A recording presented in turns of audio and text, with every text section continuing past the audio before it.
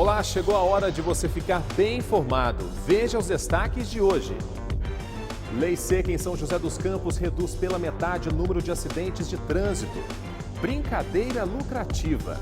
Menina de 7 anos ganha dinheiro fazendo desenhos. O passeio de hoje é pela estrada de ferro que liga Pinda a Campos do Jordão. Será uma viagem histórica e inesquecível. E veja também, verdades e mitos das dietas sem glúten e lactose. Especialista comenta o assunto em nossos estúdios. Essas e outras notícias, agora.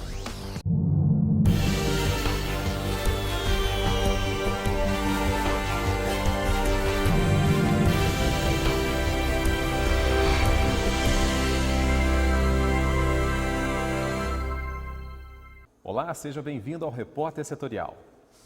Alimentos sem glúten e lactose estão entre as principais dietas para perder peso. Mas será que esse regime alimentar é mesmo eficaz? Veja na reportagem. Quando o assunto é perder peso, o que não faltam são promessas de emagrecimento rápido. A nova febre agora são as dietas sem glúten e sem lactose. Eliminar esses tipos de alimento faz mesmo emagrecer? O glúten, principalmente, ele vai estar em alimentos como o pão, a pizza, né, o biscoito, o bolo. Então, as pessoas acabam retirando e, por conta ela estar retirando um alimento mais calórico, ela vai emagrecer, não exatamente por causa do glúten. Né? E a questão da lactose, eu não diria um emagrecimento. Né? A pessoa tira, ela se sente talvez menos inchada, porque pode ser que a pessoa produza um pouco mais de gases com a lactose. Mas esses gases também podem ser advindo de outros problemas da dieta, não necessariamente da lactose. Lucimeire Matos, de 39 anos, trabalha como educadora física na cidade de Taubaté. Para manter a forma, ela aderiu à dieta sem lactose há mais ou menos 5 anos. Depois de sua primeira gravidez, ela decidiu intensificar a dieta para perder peso e melhorar seu rendimento físico. Então, excluiu o glúten do seu cardápio. Na verdade, a lactose eu tirei em função do emagrecimento e da sinusite, que eu tenho uma sinusite crônica, e os médicos aos quais eu passei pediram para que eu tirasse um pouco da lactose. O glúten, ele é mais recente na minha vida. Recentemente eu tenho um bebê e passei para voltar ao peso, né, o meu peso do dia a dia, eu tive um acompanhamento nutricional, fiz primeiramente uma dieta que não tinha a retirada do glúten, mas depois, para eu atingir o peso ideal, ela pediu para que eu tirasse o glúten. Mas a dieta sem glúten e sem lactose não se restringe apenas a pessoas que desejam perder peso. Existem pessoas com alergias, hipersensibilidades ou intolerância a esses tipos de alimentos. A alergia, a diferença é que assim, a alergia ela é uma reação do organismo envolvida com o sistema imunológico e ela está mais relacionada com proteínas. Então, a pessoa pode ser alérgica à proteína do leite, ao glúten, que é a proteína do trigo. A intolerância ela já está mais relacionada com a função digestiva, né, enzimática, que a gente fala. Então, por exemplo, se uma pessoa tem problema com lactose, ela não é alérgica, ela tem intolerância à lactose, ela não consegue digerir a lactose muito bem. O sintoma da intolerância ele é mais voltado para o trato gastrointestinal. Então, a pessoa ela acaba tendo diarreia, ela tem distensão abdominal, gases, ela pode ter vômitos. A alergia ela já leva a outros sintomas extraintestinais, que seriam erupções na pele, pode ter até problema respiratório, a pessoa pode ter, dependendo da gravidade da alergia, a pessoa pode ter até um edema, que a gente chama de choque anafilático, que é um edema de glote, e ela pode até vir a ser hospitalizada para poder tomar medicação. Então, a alergia está mais relacionada com o sistema imunológico. Seja celíaco ou esportivo, o importante é cuidar da saúde para viver mais e melhor. O importante é se sentir bem na totalidade, né? Ser feliz, ter uma atividade física bacana, se relacionar bem com as pessoas, isso eu acho importante para o dia a dia. Vamos continuar falando sobre dietas alimentares. Recebemos em nossos estúdios a nutricionista Fabiola Nejar. Olá, Fabiola, seja bem-vinda aqui à nossa bancada, tudo bem? Tudo bom, Everton, é um prazer estar aqui hoje com vocês. Fabiola, eliminando aqui o consumo do glúten e da lactose, é possível mesmo emagrecer? Então, Everton, a gente tem que ter muito cuidado quando a gente pensa na retirada desses 2 itens da dieta, porque de modo geral, a dieta do brasileiro contém muito pão, muito derivado dos cereais que vão ter o glúten e outros derivados do leite. Então, quando eu retiro tanto o pão, por exemplo, quanto o leite e seus derivados, eu tenho uma restrição calórica da minha dieta. E isso é lógico que implica na perda de peso, mas isso nem sempre é recomendado. A grande questão da retirada do glúten e da lactose é muito mais associada a uma questão de doença, de dificuldade de lidar tanto com a estrutura da proteína, do trigo, da aveia, do centeio, da cevada, quanto da dificuldade que eu possa ter de quebrar a lactose, de utilizar essa lactose. Quando a gente consome a lactose, ela precisa ser quebrada. Então, eu vou usar na forma de glicose e galactose. Se eu não consigo quebrar, eu tenho dificuldade de utilizá-la. Então, isso é uma deficiência que o meu corpo tem. E não necessariamente isso acontece com toda a população. Então, a perda de peso, ela precisa ser pensada como um todo. E a dieta não necessariamente precisa ser restrita em glúten e lactose. Ou seja, você, em outras palavras, pode estar dizendo que eliminar definitivamente o glúten e a lactose pode favorecer o aparecimento de doenças ou não? Então, na verdade, o que compromete é assim, quando eu excluo da minha dieta totalmente, principalmente a lactose, a produção da lactase fica praticamente nula, porque a enzima só é produzida na presença do carboidrato, da lactose. Quando eu excluo da minha dieta e um belo dia eu vou lá e consumo alguma coisa que tem lactose, eu não sei, eu não prestei atenção, eu vou desencadear um problema maior para o meu intestino ter que produzir naquele momento uma dose excessiva da enzima. Então pode sim acarretar em alguns prejuízos. Além disso, o comer não é só um ato biológico, ele envolve os outros fatores, né? As questões sociais, as questões emocionais, e isso as questões culturais, isso a gente precisa levar em consideração. Sim.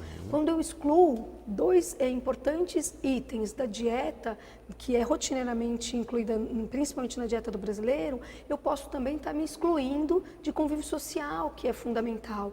Então, a verdade é que se a gente tem um problema, a gente precisa pensar nessa organização da dieta, na retirada, se for o caso do glúten ou da lactose, ou até dos dois juntos. Mas se esse não é o problema, se a questão é a perda de peso, a gente pode organizar a dieta de uma forma mais harmônica e que prevaleça aquele hábito alimentar da família, daquela comunidade. Isso é fundamental.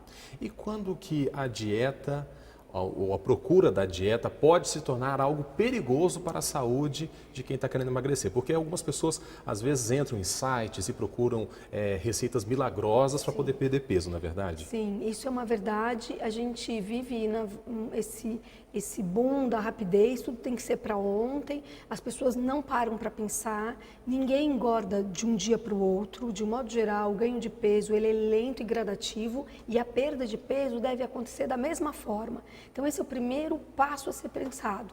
Eu não engordei assim tão rápido, então às vezes as pessoas demoram um ano, por exemplo, para ganhar peso e elas não percebem, mas a hora que você diz você vai perder esse peso em um ano, elas acham longo demais esse tempo.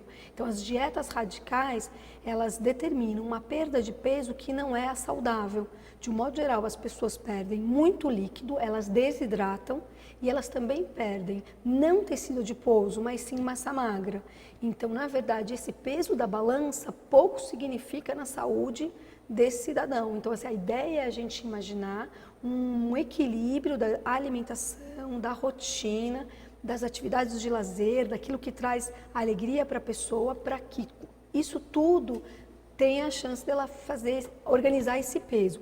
E isso, sabe, o Everton, eu acho legal a gente lembrar, porque a Organização Mundial da Saúde deixa muito claro, essa perda de peso, ela precisa ser de 1 quilo, 1,5 kg mês. Então, quando eu faço uma dieta radical, onde eu faço tenho essa perda de peso em uma semana, isso significa que eu estou levando o meu corpo a um prejuízo. De um modo geral, quem mais pode sentir em dietas radicais são os rins, a gente precisa parar para pensar nisso, e o fígado também pode ser prejudicado. E isso de forma, nesse curto espaço de tempo, quando eu faço uma dieta hiperproteica ou hiperlipídica, ou seja, uma dieta com muita proteína, uma dieta com muita gordura, porque isso altera o metabolismo do sujeito, então ele perde muita água, ele perde peso, mas isso não é saúde.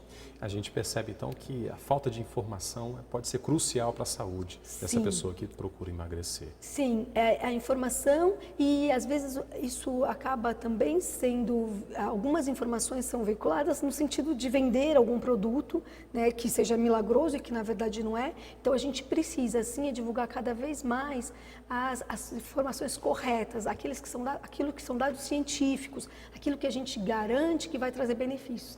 Tem um professor, O Walter Willett, de Harvard, ele deu uma palestra há um tempo atrás, aqui na Universidade de São Paulo, e ele deixou claro, é melhor que o sujeito se mantenha com um certo grau de peso acima do que seria o ideal, de sobrepeso, obesidade, do que ele faça a oscilação desse peso. É mais danoso para a pessoa ela entrar num efeito sanfona, ela engorda, emagrece, do que se ela conseguir se manter naquele peso por um maior período do tempo. É isso que o organismo entende como equilíbrio e consegue lidar com aquela diversidade naquela fase da vida. E aí ele começa a organizar a sua vida, ele começa a organizar a sua alimentação e aí ele começa a fazer a adequação do peso, mas isso é lento e gradativo.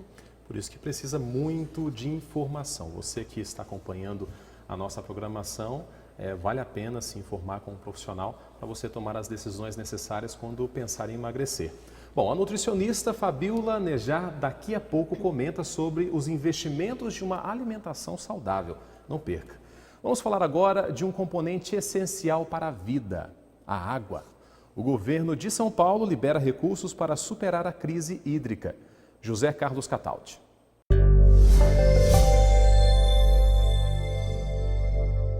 Amigos, dos 25 milhões de reais que o Estado de São Paulo pretende liberar para a recuperação dos recursos hídricos, 2 milhões e 600 serão destinados aqui ao Grande Vale, ao Vale do Paraíba. E esses recursos vão ser empregados com foco principalmente no programa de matas ciliares, né, na renovação aí das nascentes e também serão empregados na recuperação das redes, no conserto de vazamentos, né, para evitar o desperdício. E podem habilitar-se todos os municípios de São Paulo também, além das ONGs, além das iniciativas populares que comprovadamente tenham algum tipo de relação e responsabilidade com a preservação dos mananciais. É muito importante que isso venha a acontecer, tardio, né? A providência é tardia, mas quem sabe ainda haja chance de recuperação do tempo que se perdeu à toa discutindo aí situações totalmente despropositais enquanto a crise se agravava. Estrada de Ferro Campos do Jordão é a principal atração de turistas em Pindamonhangaba. Logo depois do intervalo.